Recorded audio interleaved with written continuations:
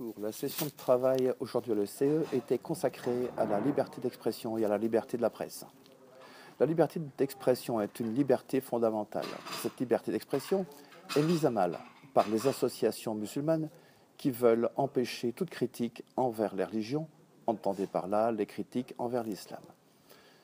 Rappelez-vous le projet de loi co-signé par le sénateur M.R. Richard Miller au début de cette année, projet de loi qui avait pour but d'interdire la critique des religions, rien que ça. Pour ma part, je suis intervenu aujourd'hui pour dénoncer le rachat téléguidé par le PS du groupe de presse L'Avenir. Le propre de l'homme est d'avoir la faculté de penser. Le propre de la démocratie est de fournir à l'homme la possibilité d'exprimer ses pensées grâce à ce que nous appelons la liberté d'expression. Pour penser, pour s'exprimer, l'homme a besoin de se tenir informé. Cette mission d'informer étant dévolue à la presse, il est donc essentiel que la presse ne soit pas contrôlée par un seul parti politique. Mon parti, la Belgique, a une tradition démocratique profondément ancrée et je souhaite que les choses en restent ainsi. En Belgique francophone, le pouvoir est aux mains d'un parti dont l'idéologie a toujours préféré la démocratie muette, c'est-à-dire privée de sa liberté d'expression. À défaut de pouvoir museler la presse, si on veut la contrôler, il reste la possibilité de l'acheter. C'est ce que n'a pas hésité à faire le Parti socialiste francophone, qui, par l'intermédiaire d'une société intercommunale qu'il contrôle, a tout simplement racheté un important groupe de presse en Wallonie. C'est ainsi que la société coopérative intercommunale Tecteo, dont la majorité du conseil d'administration est aux mains du Parti socialiste, vient de prendre le contrôle du groupe de presse L'Avenir. Comment pourrait-on garantir la liberté de la presse et son pluralisme si celle-ci est rachetée par les États ou par des partis qui sont au pouvoir depuis si longtemps qu'ils s'y sont identifiés? Je demande à l'OSCE que des recommandations soient adressées aux États membres afin que la presse ne devienne directement la propriété de l'État ou d'une de ses sociétés écrans.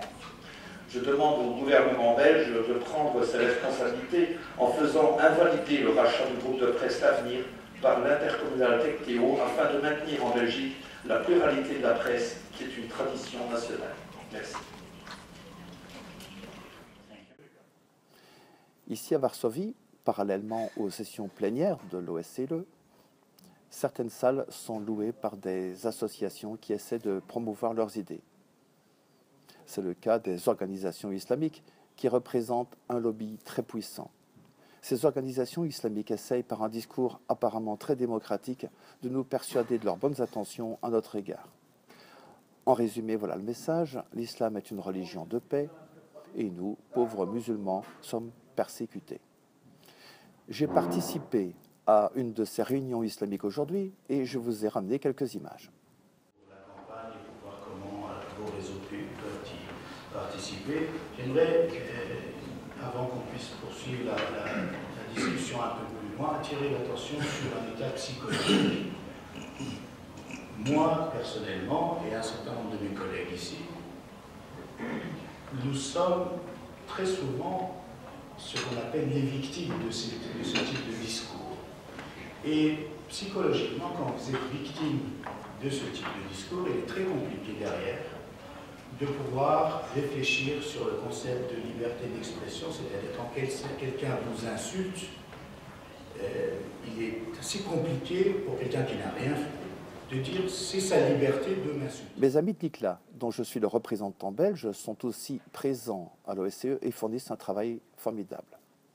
Alain Wagner, qui est l'un des conseillers politiques du P+, m'accompagne à Varsovie et a aujourd'hui fait des interventions fortes à plusieurs reprises.